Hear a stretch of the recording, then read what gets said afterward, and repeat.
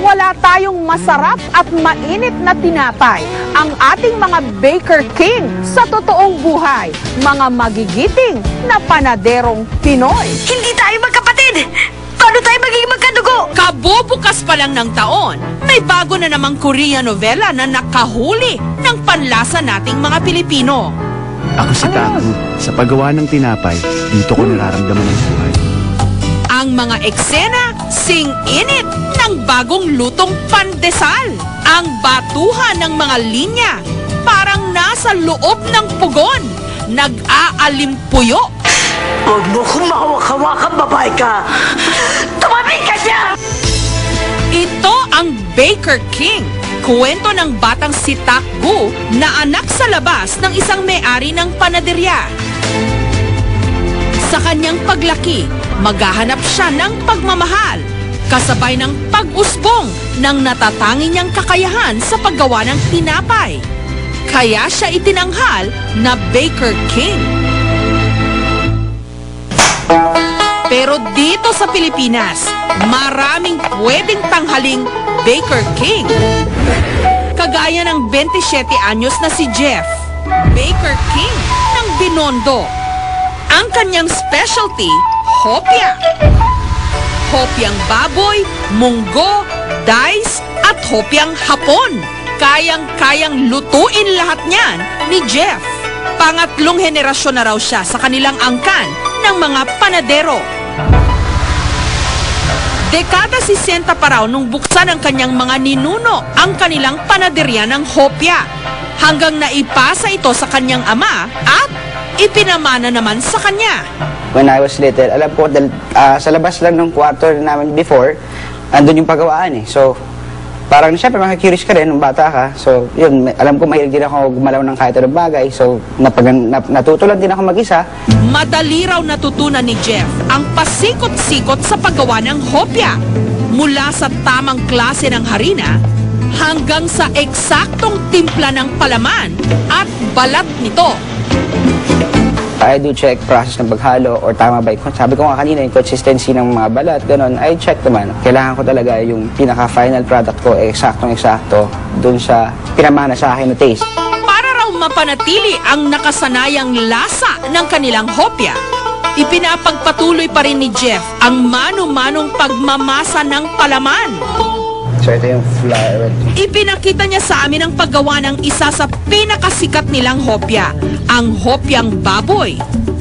Una munang pinaghalo ang harina at asukal, at saka inihalo ang kuntol, sibuyas, at siniling na taba ng baboy.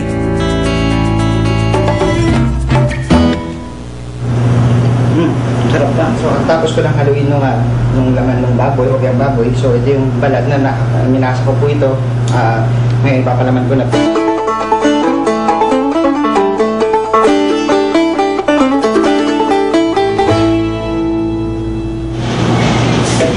Samantalang gumagamit na sila ng makina sa paghuhulma at pagluluto nito.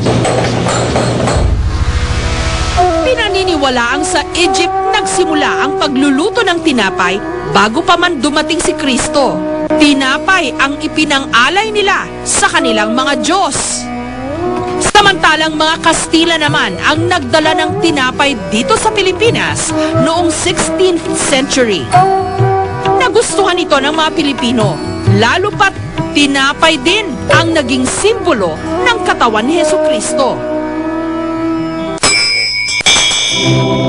Sina Father Romy at Father Monch, tinapay rin ang nahanap na paraan para ipatikim sa kanilang mga parukyano ang pagmamahal ng Diyos. Sila naman ang mga tinaguriang Baker Priests ng Mandaluyong. May interesado magbigay ng oven, then just by accident, sabi ko, sige, kunin natin yan. Tingnan natin kung anong pwede natin gawin. Pero si could start a bakery para pang livelihood, matulungan yung mga tao. Nagsimula raw silang gumawa ng tinapay sa loob ng seminaryo at ipinagpatuloy nila ito hanggang sa parokya ni Saint Dominic Savio. Ang Gospels ng ating Panginoong Diyos ay napaka-related dun sa pagbibake. Ang tinapay ng buhay sa misa na aming ginagamit ay mula dyan.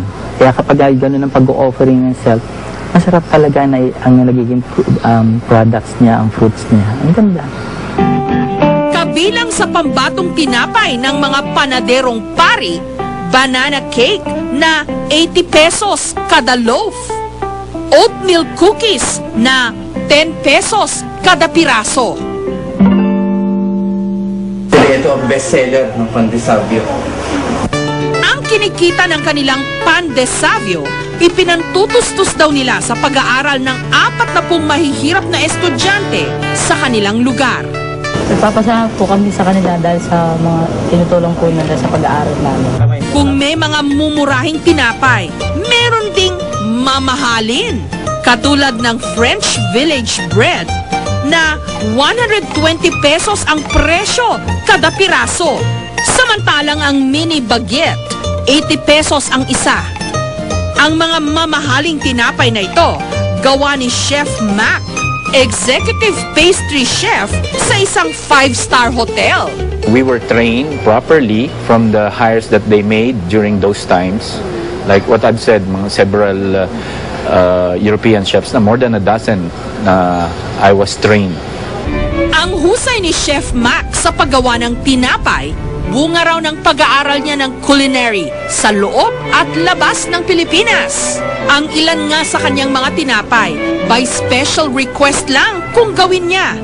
Katulad ng multigrains braided bread. Healthy raw ito dahil may sangkap na sariwang herbs, mga mamahaling nuts, at iba't ibang klaseng grains o butil. Ang presyo, 750 pesos kada piraso. Pinagsasama-sama muna ni Chef Mac ang mga sangkap sa electric mixer para gumawa ng dough. Tinimplahan niya ito ng sariwang herb katulad ng tarragon, rosemary at basil. Sunod na inihalo ang iba't ibang mga butil. Walnut. Minasa. At itatabi para umalsa. Matapos muling masahin, pinahaba ang dough ng halos isang dipa. Itinirintas na parang buhok. At saka ibinake sa loob ng isang oras. Fresh from the oven, fresh herbs with multi-grain bread. Ang kanyang sikreto para sumarap ang tinapay, huwag tipirin ang mga sangkap. Don't cut corners, meaning like for the ingredients alone. Kasi if you cut corners, people who really knows the product, malalaman nila. Tinapay ang isa sa mga pangunahing pagkain nating mga Pilipino. Hindi kumpleto ang ating araw kung walang pandesal o tasty bread sa mesa. Pero dahil sa napipintong muling pagtaas ng presyo ng harina at iba pang gamit sa paggawa ng tinapay, tsak, siguradong magmamahal na naman ang presyo ng pandesal. O kung hindi naman, liliit ito. Magmura o magmahal man ang harina, tradisyon na raw para sa 70 anyos na panaderong si Mang Pablo. Kalahating siglo o 50 taon na raw kasi siyang gumagawa nito. Kung ihinto kami, wala rin naman kaming ibang hanap buhay na pwedeng pasukin dahil malalaki ng kapital ang kailangan. Kung kinasanayan na namin yan na hanap buhay, kahit paano kumikita pa rin. Bagamat bahagya ng humina ang mga braso ni Mang Pablo, hindi raw siya susuko kahit kilo-kilong harina ang kanyang kaharap para gawing pandesal. Ang pagpapanadre ay paglilingkod sa tao. Hindi lang hanap buhay, kung hindi nasa puso mo rin yung pag-ano mo sa mga tao. Hindi nga lang daw sa tinapay nabubuhay ang tao, pero mas sumasarap ang ating pang-araw-araw na buhay kung malambot at mainit na tinapay ang una nating pinagsasaluhan na bunga ng pawis at sipag ng ating mga Baker King.